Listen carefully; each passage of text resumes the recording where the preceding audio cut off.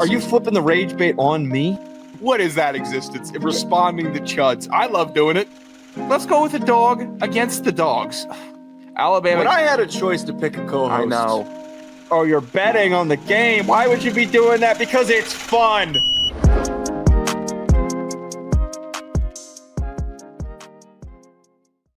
Welcome back to Geeked Up Bets. DeLeone and Sean Anderson. We're here continuing on our win totals predictions for the NFL season. We're ripping through. We've done a lot of previews. If you missed some of the teams that we've done previously, we've done like 6 so far. Go and check those out. They're up on the channel. And also do us a favor, hit the subscribe button while you're at it and hit the like button on this video. Today, we're going to do the Denver Broncos and the Detroit Lions. We're also going to talk a little bit about how things have transpired for the NBA playoffs, particularly for my New York Knicks. Bacher Fever winning the Eastern Conference Finals.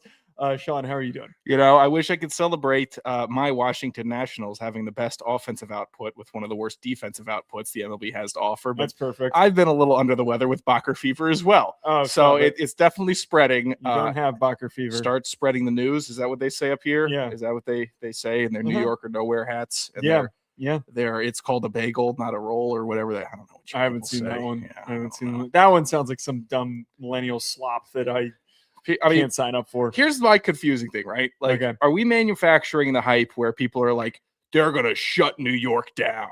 Are we manufacturing this by everyone saying there's gonna be riots, or is it like legitimately these people will be going crazy? You have to understand, the Knicks are New York's favorite team out of all of the teams. There is no separation whatsoever.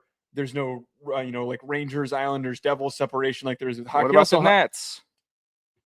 No one likes the Nets. No one likes the Nets. Someone has to like the Nets. Brother, you can get courtside seats for $15.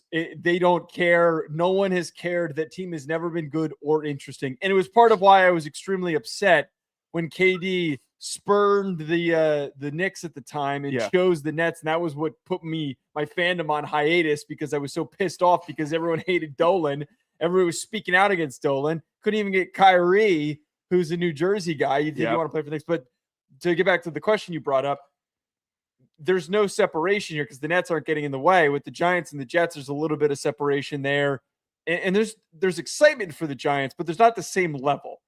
Knicks fans and New Yorkers have been waiting since the 70s for a Knicks finals, for them to win the NBA finals. There is that much pent up frustration of every generation wanting the team to be good. You're going to see 80-year-olds climbing on telephone poles. No way. No, man. you're going to see some 80-year-old dude who's just been waiting for this moment, and it'll probably be his last moment when he's climbing up on a telephone pole. Look, I've been in the championship celebration for the Caps. I've seen the Nats win one. Ain't the same. Here's my thing. It was booming in DC, but it didn't feel performative. Can we agree that the Knicks stuff feels very performative? It is a hair, but that's just New Yorkers. The accumulation of all the different backgrounds of people that are like grew up here, that live here. Yeah. They're all just naturally extremely performative people. So what do you, I don't know why you're expecting that. But here's the thing. They haven't been to an NBA finals since 1999. I've been alive and you've been alive, basically. No, they've been, we were one. Okay, 1 year old. Congrats. And why are they so stoked then if this team has been so bad for so long? That's the point. How do you get that stoked? Every adult that is an active fan at the current moment that's from 30 and younger, or just in that pocket, those are the ones that are going around causing a commotion and causing a bunch of problems. Those people have watched nothing but mediocrity.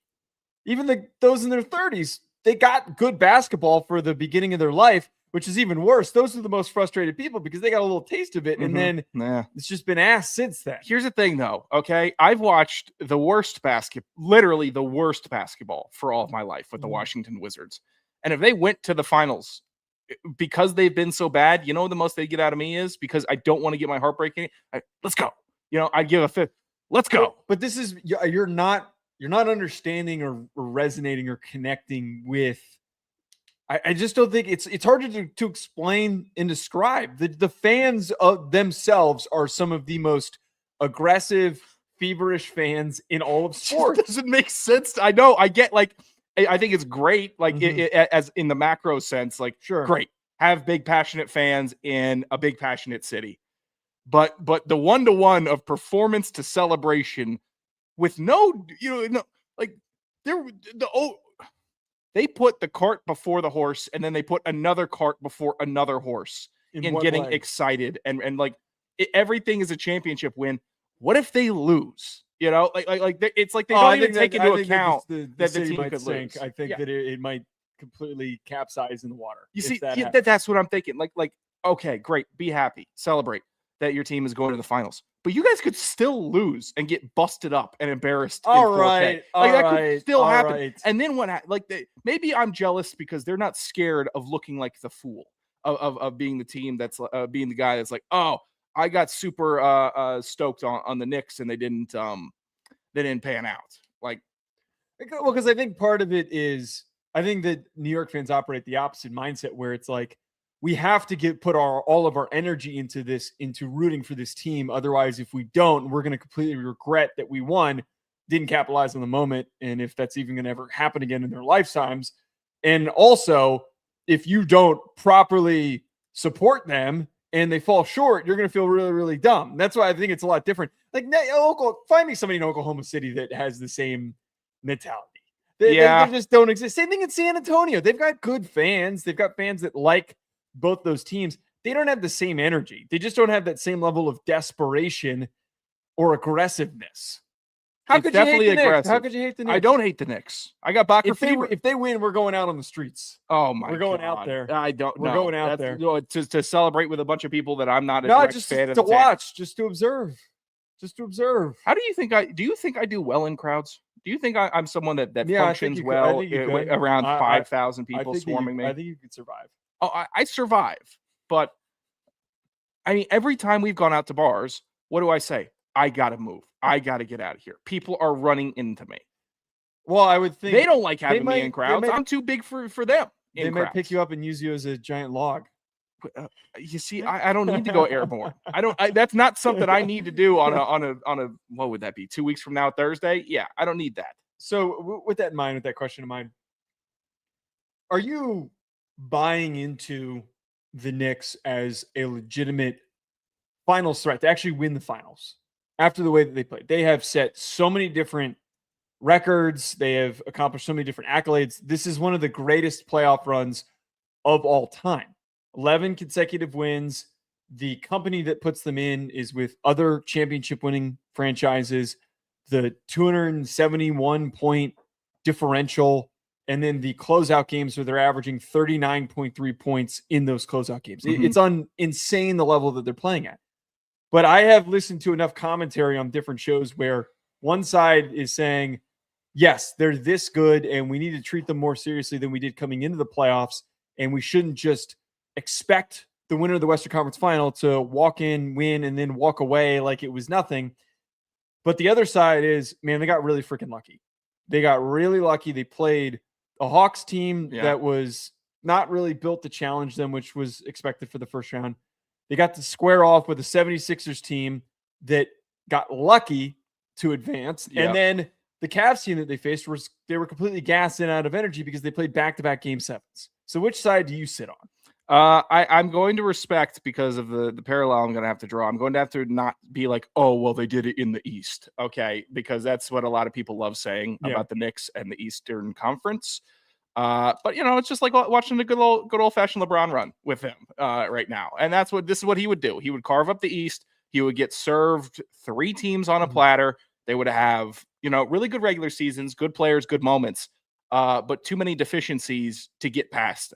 And the Knicks are doing this without a LeBron James. They're just doing it with really good basketball, which is, I think, why there's so much fever around them. Because it's not just, here, look at my star. Look at the best player on the planet. Look at him work through everybody. Nope, it's a full team. Everyone's contributing. And I think that's great. Like I can support them because, like Landry Shamet is hitting. Shamet. Okay, well, he was going by Shamet in DC. Wait, was he actually? Yes, I don't know. I don't. He was not a consequential player in DC, and now he's hitting big time threes for the Knicks. So I'm fine with it. I think they could give a team from the West bump. But, you know, I've seen better teams in the East. I've seen better runs than this. It's not like I was ever thinking that they're going to lose 2 to the Hawks. I didn't think when they got fed up the 76ers, I said, oh, well, Celtics aren't in the way. Go ahead. Yeah, here's your ticket. Punch the ticket right to the finals. You'll be fine with whoever was pulling out of the Cavs versus Detroit. Like that was fine with me. Yeah, and I think that it's fine to acknowledge that whoever survives the bloodbath that is happening in the Western Conference Finals is going to be a really good team. But I don't think that after the way that to have accomplished every little thing, there's a long list. I could sit here and pull up the notes that I have accumulated over the past week when I've done videos on them. And I could sit here and just talk for 15 minutes, just reading all the different things that they've accomplished. To be able to have done that, to win as explosively as they have, as consistently and as confidently as they had, and then offensively to put up points in bunches, to shoot the way that they are, it means that they're a real, respectable, capable champion. Oh, yeah. Not a slouch. No. I really think that the odds should reflect that whoever wins in the Western Conference Final should be relatively even. It should be in favor of the Western Conference Final winner. Don't let the SEC tell you that just their competition over there is so much better. Here's the thing. I'm kind of watching that competition over there. And honestly, if I were you, if I was a Knicks fan, I would want to face the Thunder. I would. Because I agree with that. I said this yesterday. I'm watching the Spurs evolve every single game into a bigger, stronger beast. Like that's the thing. They came in, they were a little experimental, they were raw, they had the talent, and you're like, what is everyone else going to do when they get in the playoffs? Every game, somebody else is taking a gigantic leap forward for them. I don't want that if I'm a Knicks fan. I want OKC. I want them to come in with the villain narrative. I want them to come in with Chet playing soft. I want all of that. I do not want to face this Spurs team. They are too explosive. They're too athletic. They're too hungry. They look way hungrier than the Thunder do. And I know the Thunder are probably deeper. And, you know, they don't have Dion Waiters going out there. I think it's Dion Waiters going out there and chucking threes for meaningful minutes. I still want the Thunder. At plus 210, you can get the Knicks to win the NBA Finals. OKC is at plus 115. Spurs are at plus 265. I agree with you because this is the way that I looked at it. I originally wanted it needs to go to a 7-game series for the Knicks to win it because they need to face another team that's tired while they're sitting and kind of chilling and game planning and preparing, catching their breath. If it goes to a 7-game series, that's a huge boost. But I originally thought Spurs lack the depth to be able to go a full 7 games with the Knicks, that eventually that lack of depth would catch up to them. And as I've mentioned before, the youth has been an issue. Their health has been inconsistent. You've got guys coming in and out of the lineup that have not been fully available. Yeah. But the problem that I've now realized is that Wemby is so otherworldly with the way that he plays. Who's stopping him? Because if it comes is Cat stopping him? I don't know. I don't think so. His paws on him? I don't think so. And Mitchell Robinson is Mitchell Robinson, and I don't know if as kind of aggressive and funny he's been during the playoffs, I don't know if he'd be able to do a whole lot of damage to Wemby either. If it came down to a game 7 and it was against the Spurs, I think that Wemby I would be very worried that Wemby would just go in that lock-in mode like he did in game 1 and also in game 4. In order to be able to just finish off the game and completely take over. The thing with the Thunder is, maybe as flawed as this logic is, they won last year. They went 7 games last year against the Pacers. Tyrese Halliburton's not the same level of scorer as Jalen Brunson is. This Knicks team, the way they're playing right now, is deeper and far better than that Pacers team. So if we already have an example, I know it was last year, but this is basically the same Thunder team and a better coached Knicks team. I would argue that the Knicks have proof that they could be far more competitive than that Pacers team that couldn't finish it off. And the Pacers lost because Halliburton blew his Achilles. Dude, I completely forgot it was the Pacers. Yeah. The Eastern team last year was so irrelevant that I'm like, what the hell is that? Yeah, no. Oh. Yeah, you got to pray it's the Thunder, man. You can't. There's nobody that's going to stop. I'll say that. Look at 4-0. Nobody can touch Wemby, man. That's crazy. What do you chalk up the performance of the Cavs to? What do you think? That idiot coach of theirs is just a dunce, because if he's saying what he was saying in front of the media to the team, then they had no shot. Well, if he was saying a shot of him on courtside, and this past game last night, there was a shot of him trying to talk to everyone, and everyone's just kind of like, I missed that, checked but out. I believe that. I completely believe that they no-sold him, because if a coach came in to the locker room after I just got busted up and he said, "Hey guys, I know out there it's showing an L, but analytically we did everything right and we got that win. What the hell am I doing the next game? Honest to God. What do you want me to do? Improve on? What am I expected to do if you're coming in here saying stuff like that?" It sounds really good. That stuff sounds really good to the dork media. And they've taken over, right? Like, we're going to all admit that the AI sports algorithms and analytics and all of these guys that love the numbers and love crunching the numbers, they are obsessed with the analytics and how to optimize the game. You need a coach that's going to go in there and say, drop your nuts and score and make a three. Start banging in the paint. Start doing any of the things that you haven't been doing. But if he came in there on that week, just all on that week stuff, then they had no shot. DOA. And do you think that guy is ever going to escape that? That's the question. Do you think he's ever going to escape the analytical comments? No. Then he should be fired. Then he should be removed. And he had a great season, and the Cavs are a great team. But honest to God, there are some things you can't outrun. It's like Anthony Richardson in Indy taking himself out. He needs to get to another spot where he didn't pull himself out of a game and then get a clean start. This Cavs team is too good to have a doofus like that, almost besmirching the team and making them look like a bunch of analytics players. I also chalk it up to the fat chud James Harden, who just didn't do very well. Dude, what the hell was he doing the whole playoffs? The whole series? He looked like he couldn't care. He was terrible. He's so out of shape. He has zero impact. He's not the same player that he once was. Why did they trade for him? I know that the Darius Garland bit kind of wasn't really working out. And if you talk to any Cavs fans, they'll tell you it was far better off sending him to LA. But why was Harden who you were going to go after? It just never really felt cohesive. And I get it. You won 2 series and he had a couple of pretty big games. He didn't do anything against the Knicks. No. I think that they cooked themselves. I think that their roster building, their decision making with that approach of going and getting James Harden, it was desperate and it was silly. And I think that's really what cost them, because they had a good team. They have a good core. Going and getting it is a fallacy to convince yourselves that you need to go and get another high-level scorer to play alongside your star. I think that they would have been better off if they had a more well-rounded roster, some better depth. Yeah, get D and 3 guys, not maybe a 3 and no D guys. Yeah, Harden was terrible. I mean, he was just god-awful. It was embarrassing. I mean, the legacy being rewritten for him from 2016 on, like when he won his MVP, it was pretty impactful. Like, his season was just, you turn on the TV, and it was James Harden doing just crazy scoring. And then it hasn't been the same, and he just tricked 4 teams into that since. And all he's done is be slow, pop off every now and then. Like, when he first gets to a team, he'll give you 30. He'll look good. He'll look sweet. Energy is good. It's like, oh, there's cool James Harden. And then he rides off of that for like a couple weeks. And then he does the same thing, rides off of it for a couple weeks.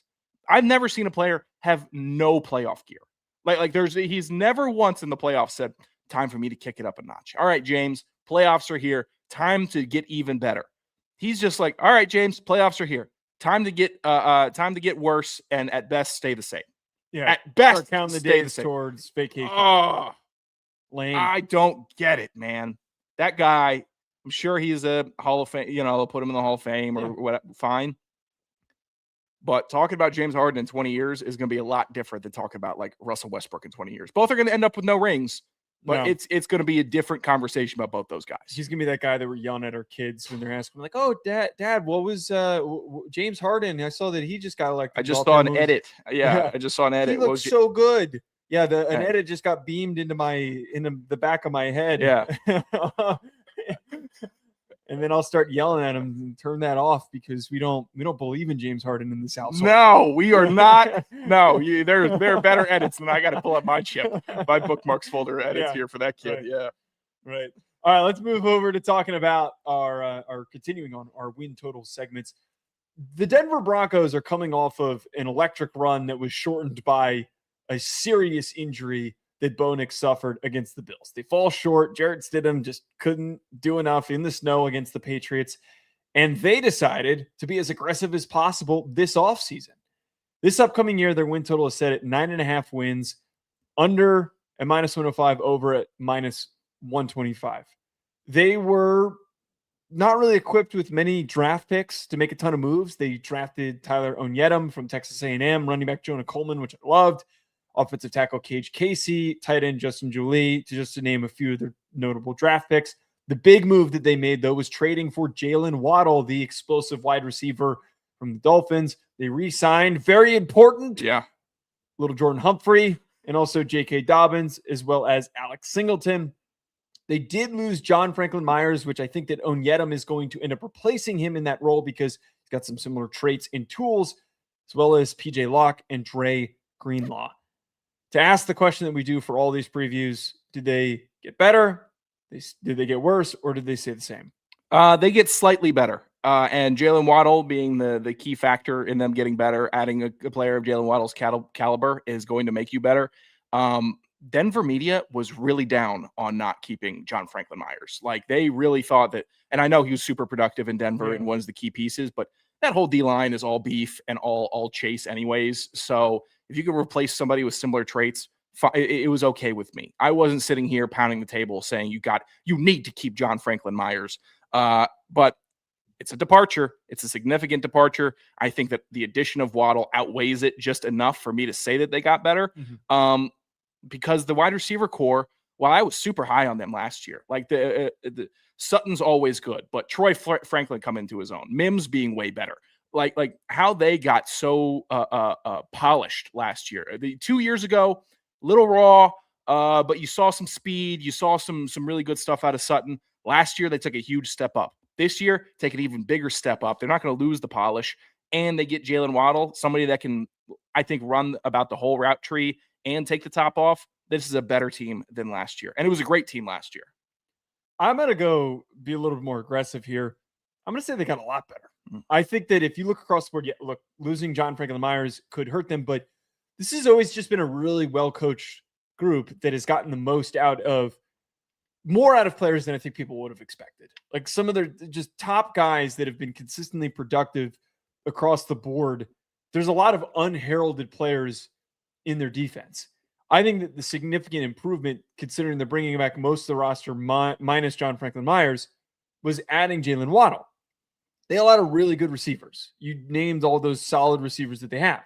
But now they've got like a real explosive threat, a guy that can be a guaranteed almost 1,100-yard guy. He's got that kind of juice. They were missing this type of a piece for Bo Nix to be able to turn to. I think that we're going to see their offense, which has been quite funny to pay attention to, like certain people that have really doubted Bo Nix early on in his career, because when he got drafted, it was, oh man, he was so overdrafted, he's going to stink. And then after his first year, well, he surely can't get any better than he was last year. Right. He's at his ceiling. And then he proceeds to play even better, and he takes them, as far as the AFC Championship game. And obviously the Jarrett Stidham situation ends up unfolding the way that it does. But he continues to disprove everybody. He's done that his entire career, and I think that now he's exceptionally equipped to be able to accomplish that. But you rose the one question that I think is totally fair. How is he going to be post-injury? There's all those pictures that are coming up of his lower body. It looks like, gnarly, man. It looks gnarly. Well, sometimes you get a bad injury. It just looks like shit the rest of your life. It's something that's what happens. I got you, man. It looks gnarly. It looks Alex Smith-esque. It worries me, and it would worry me. But it wasn't as bad as Alex Smith. I would agree. But man, it's just I do not like seeing the leg go straight down, take a jut, and then continue going straight down. But the good thing for Bo Nix is that he has one of the top-rated offensive lines going into this season. Garrett Bowles has developed into a actually really, really good starter at tackle. I know he came into the league and he had some question marks about character. He defied those, and he's just been really, really solid. Quinn Miners, I think guys thought he was going to be like a gimmick offensive lineman because he went to like UW Whitewater or something like that. It was. A lot of people, it's just made me think of everybody wants Jennings Dunker to be Quinn Miners. Quinn Miners is a freaking good ass player. He is a really, really good player. He's one of the best guards in the league. Yeah. And he's he's all pro guy. And him being such a good guard has boosted them. And just the interior, you're not getting past that guy. He was just built to be a guard in the NFL. Mike McGlinchey has actually also carved himself out a really good NFL career. After a bit of a shaky start when he was in San Francisco, he didn't play as projected, and he's been awesome. They've just picked up really good pieces. Ben Powers is solid at left guard. It's a really good offensive line. So if Bo Nix wants to transform a little bit, become a little more protective, even though a lot of his strength came from being in the pocket, roll up, get into traffic, dump it off. If he just wants to sit in the pocket, he's going to have time. This offensive line is going to protect him. If he wants to be a 2-second, get a read and go guy and then just make the throw, he can do that. You're not behind one of these scale offensive lines where you need to run and you need to escape to just make a completion. They could do an actual pocket. They could build an actual pocket around this guy. I hate that Sean Payton's built a freaking Drew Brees machine in Denver. Well, he has. And he's done it. God, tell me if that coach is going to sit back and talk about analytical wins. No shot. So it's all lined up for him. But I have to be a little bit tentative about Bo Nix coming off a lower leg injury, just because when he was really taking over games, it was read, and then manage a little mobility into a great throw, and then find the best decision to go to. Now he's going to have to get faster with those decisions now, because I think he has to limit hits to the best of his ability. But I am not that down off of Nix, maybe because it's one big serious injury to the NFL. I'm okay. I'm going to be okay and see how this thing goes. I'm also pretty fired up about what the run game is going to be, because Peyton's also built a running back room that mirrors the ones that he had with the Saints. I know that Dobbins is the biggest name in the group, but I think that this season is going to be the year that RJ Harvey, after a really good rookie season, emerges even more. And dude, I love Jonah Coleman. I've been a fan of Jonah Coleman, but I didn't want Jonah Coleman to go to a team where he had to be the primary guy. I never really thought that he was that. But if he is the spellback in this rotation and he starts to emerge as the bowling ball that pops you in the mouth on this team, while RJ Harvey is a little bit more explosiveness and juice, they're going to be able to produce a lot of big plays on the ground during games. I think that the balance is what makes them incredibly dangerous front to back. That being said, as we determine a win total here, let's take a look at their schedule. They start with the Chiefs on the road on Monday Night Football. They face the Jaguars. You didn't write down the bye week, by the way.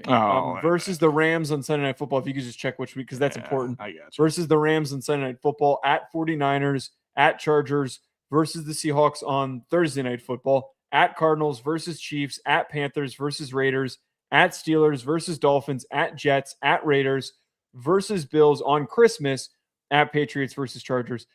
I look at this is the funniest stretch for any team in the NFL. We haven't gotten through every schedule yet. And some of these, I didn't sit down after the schedule release and read all 32 schedules, but now that I'm seeing this Broncos schedule and I'm reading through it, the stretch that they have where it's Raiders, Steelers, Dolphins, they get the bye week before this too. So bye week, Raiders, Steelers, Dolphins, Jets, Raiders a second time before they have to play the Bills, Patriots, and Chargers.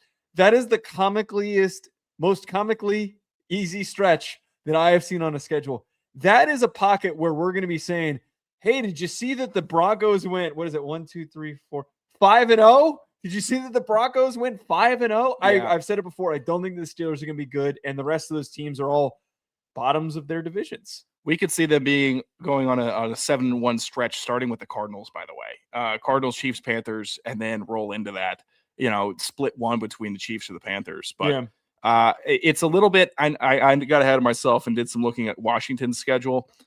They're so front-loaded with difficulty. It's shocking. Washington is? Yeah. Okay. Like the first 8 games are a nightmare. And then the last 7 games are just coasting in the breeze. There's no balance. And I think that a weaker team than Denver would struggle with that, where they would take so many punches on the chin at the beginning of the season and be like, oh my God, How are we going to get out of this? Guys are going down. How are we going to keep on treading water? I don't think Denver's that team.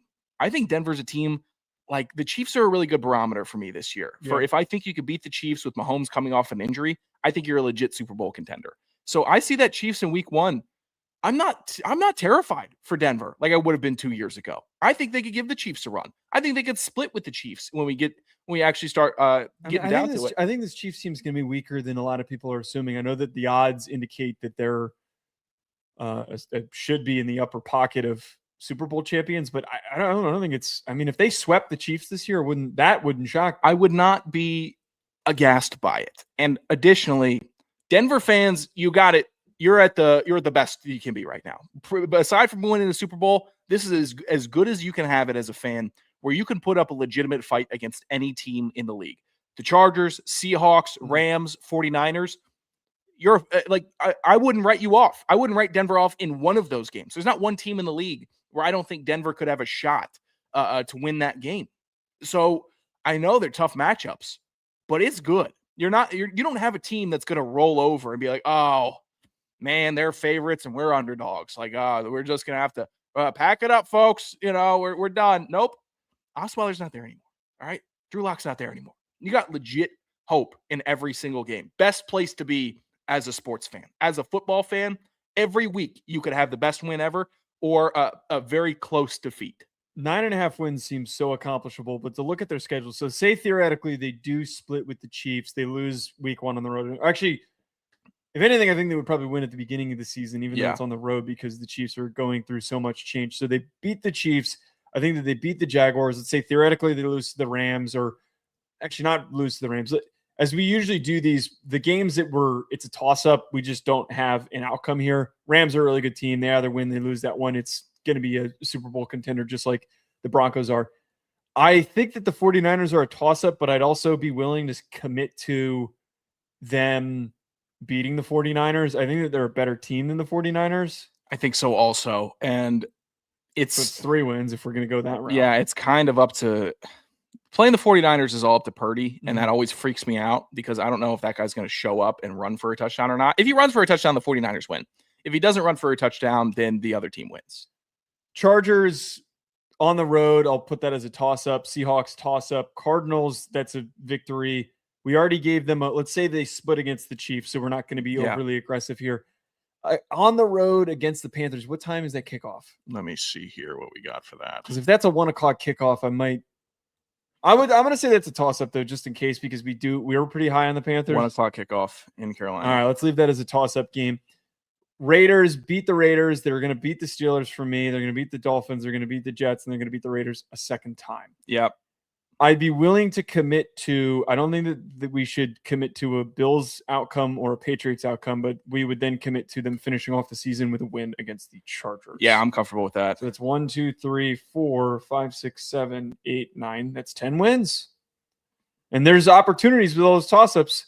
10 wins. Win one of those. At least one gets them to 11. So 10 is doable. I'm taking the over. Yeah, I could see the Bills not being comfortable in Denver on that Christmas Day game. Patriots could be sitting starters. I don't know. I don't think they would, though, if they're going to be vying with Denver for top seeding. I'd leave that one unchecked. I think the Denver's better than the Panthers, but again, 1 o'clock in Carolina, fine all that way. Yeah, fine. They could take 2 from the Chargers also. Like I know we'll get to the Chargers. I'm down on the Chargers this year. Everyone's up on them. Really? I'm much higher on Denver than I am Los Angeles. This is a legit football team. And like now I start looking at some of the quarterbacks. Like Bryce Young is not going to thrive against this defense. I don't think Drake May thrives against this defense. He didn't do great when they played. It was in the snow. Account for that. Yeah. Open field in New England, week 17. I'm not chalking that as a Patriots win. Yeah, I like the over. I really like the over for Denver. 9.5. That just feels like a gimme. All right. Well, we're both going over there. Let's get to the Detroit Lions for our next win total prediction. The Lions fell short after they were consistently the top team in the NFC North for a brief stretch. Ben Johnson leaves. You have a lot of transition and struggles offensively you're not really able to capture that same consistency. The Lions are trying to bounce back from a down year where they were on the cusp of getting into the playoffs, but just barely missed it. They're trying to reestablish their offensive identity that once was incredibly explosive and dominant. This upcoming year, their win total set at 10.5, over at -130, under at +100. This year, they drafted right tackle Blake Miller in the first round. Also, Derek Moore, the pass rusher from Michigan, corner Keith Abney, and wide receiver Kendrick Law, some of their notable draft picks. Free agents, great pickup of going and getting Cade Mays. And they also added Isaiah Pacheco to be the replacement for David Montgomery. Defensive end Payton Turner as depth, Jay Tufele as depth along their defensive line, as well as DJ Wanham. They also added Chuck Clark and Roger McCreary. They did lose Alex Anzalone and Amik Robertson and DJ Reader.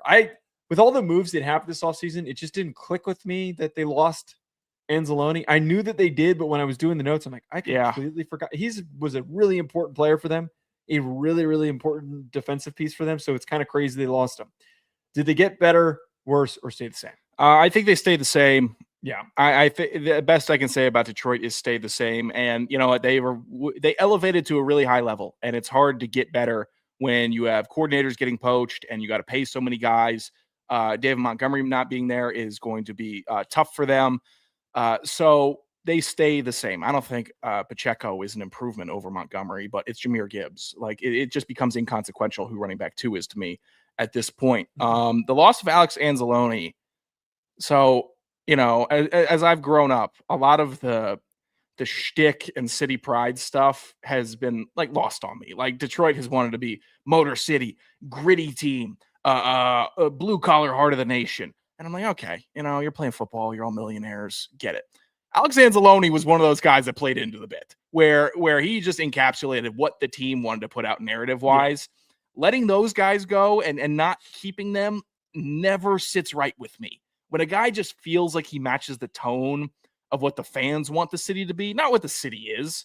You know, Detroit, it's a city, right? You got fraud, you got buildings getting put up, you got construction, you got traffic. That's what cities are. And sometimes you got a sports team. Get brought into this. Every city's got fraud. You have to imagine. But for what you want the city to be, that's the dude. That's who he is. Like, I don't agree with that move. And not because he was lighting the world on fire. You know, he was getting some tackles. He get a tackle for loss. He had the big hair.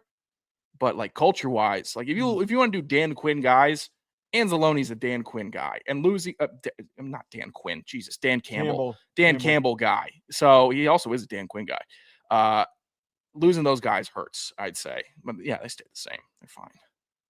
I agree with that. They've kind of been in this weird area where when you spend all this money on key players and then you've got big contracts coming up for other key players, like they just paid Jack Campbell. They're about to pay Jahmyr Gibbs. They've recently paid Penei Sewell. And Aiden Hutchinson, we're living in this area. You're kind of trying to continue to paddle above water and stay alive and stay afloat. I really liked them going and getting Cade Mays. I think that's one of the more underrated additions when, oh my God, why is the name of their center? The longtime center from Arkansas. He was drafted in the first round. Oh God. Yeah. You should know this. Oh my God, what am I blaming? Ragnow, Frank Ragnow. Yeah, that's right. Wow, Jesus awful. Christ. Frank Ragnow. Oh, put me when down. he retired, it put them in a really bad spot. When you lose a premier elite center like that, you're really cooked. You're really, with a short notice as they had when it happened right before the start of the season, they had to do whatever they could to kind of duct tape it together. I think Cade Mays was a huge pickup for them, super underrated, one of the more underrated free agent moves of this offseason. I think that Blake Miller was perfect for what they needed. You get to allow for Penei Sewell to play his true position at left tackle. Blake Miller, I think, could be a really solid. He was one of the more high floor tackle prospects that I can just kind of watch him plug in and at least be average in his first year, which is all you really need. And then defensively, I liked the selection of Derek Moore, adding another Michigan player on that defensive line.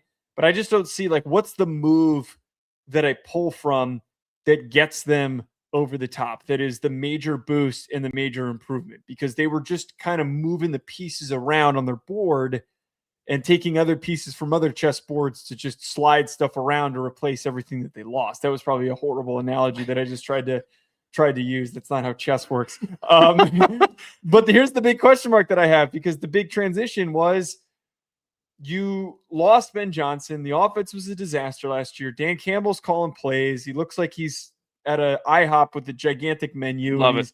He's like a 60-year-old dad trying to read it with the glasses and everything, which was hilarious. You bring in Drew Petzing, who I'm not really very excited about this.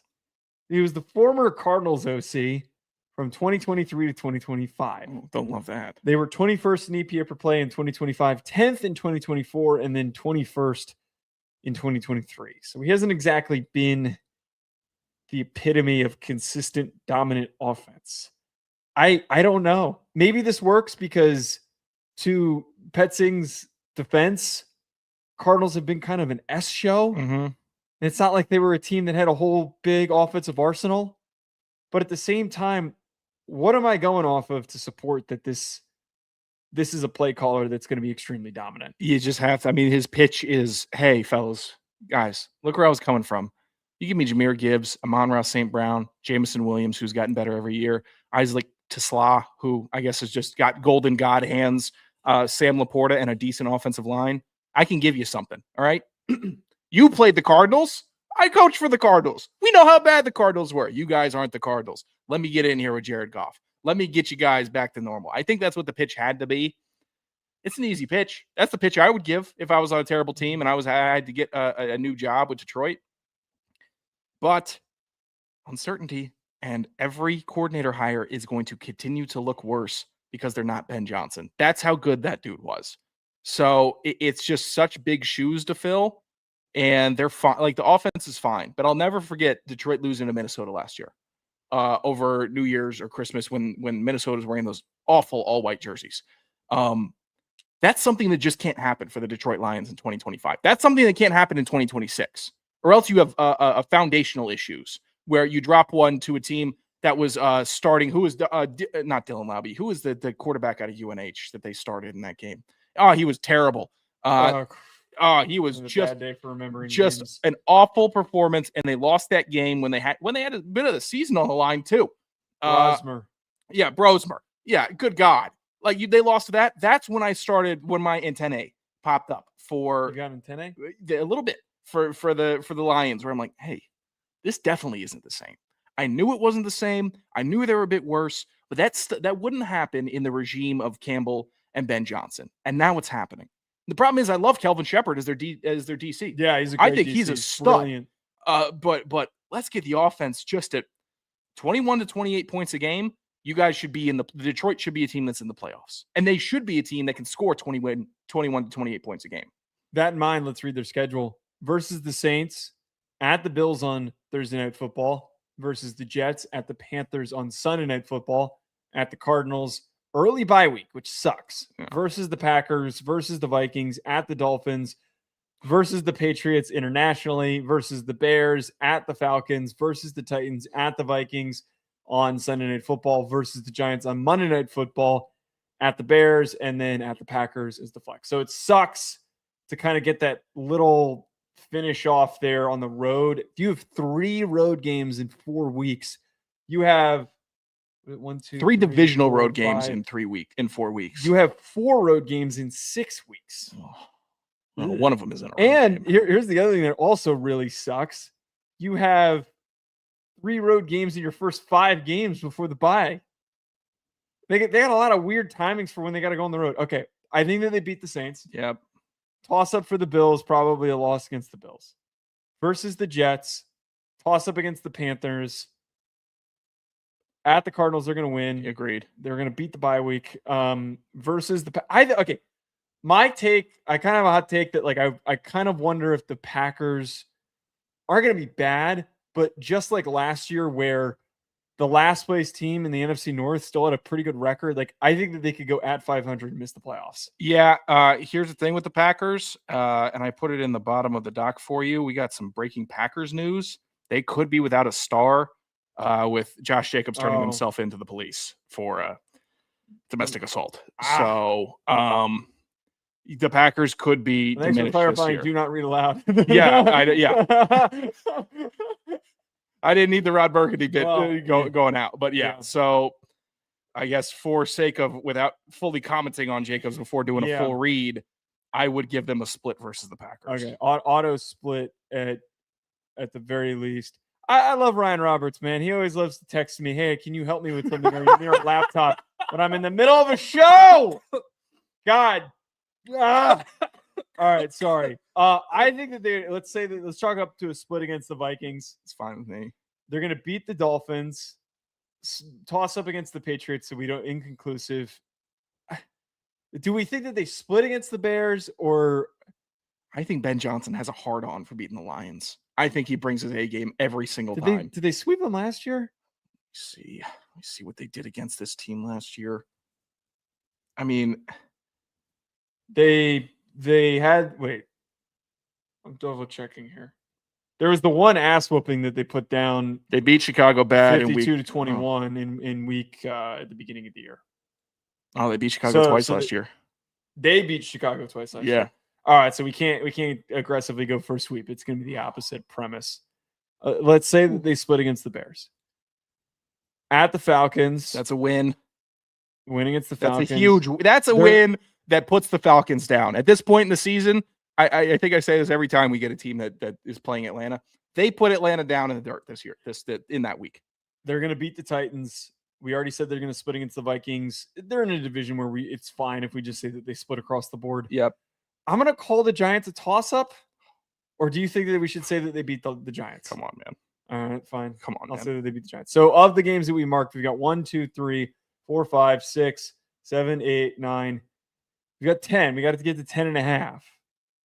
So this is kind of hinges off of if we're at 10 and we've got that many toss-up games, and a lot of these are division games. So they would need to beat either the Patriots, the Bills, Panthers. Yeah, I think they could beat the Panthers. The Panthers being a toss-up game this year for a lot of teams is really throwing a wrench in the NFL. Like every time the team's playing the Panthers, they're one of these could beat you if you're having somewhat of an off day, or if you're slightly off, Panthers beat you. Whereas historically, you could be slightly off and still beat Carolina. No. At 10.5, I hate that 10.5. I hate thinking 11 wins in that division. I can't. I think that they're going to finish second in the division. I think that they're going to be better than they were last year, and they're going to rebound. They're going to be back in the playoffs. So 11 is plausible. I believe that they'll be ahead of the Vikings and the Packers. That's how it feels for me right now. But yeah, winning 11 games just feels it feels so high. Let's start. Okay, now I got to start playing memory game. Okay. Detroit gets injured to all hell every year, defensively specifically. Every year, they're at the trade deadline. They're looking for somebody to just play CB3. But we can't make our projection off of that. But for betting, last year, if I was sitting there sweating out 11 wins for the Lions, I know it's a different team, but they about stay the same for me. I don't want to sweat out 11 wins on a bet for Detroit with their history of blowing a weird one, showing up sometimes in dominant fashion, and in this division where Chicago's much better. They could get swept by the Bears this year. That means they got to win 2 of their toss-up games. 2 extra. Yeah, I don't like it. I might be under. I might be on the under train for Detroit. Is Jared Goff going to be better this year? Is he going to be better or about the same? But the problem is we just highlighted 10 games that they can win. I know. So it's if 10 certain wins also. If we feel confident, they have an easy schedule. I'm going to take the over. I think that the schedule is easy enough that they hit the over. I'm sticking with the under. I hate 11. 11 wins, you got to be a team I really believe in. And I like Detroit. I really like them. I don't really believe in them. All right, everybody. That's going to be it from us on today's show. We're going to be back on Thursday. Hit that like button and subscribe. We'll talk to you later.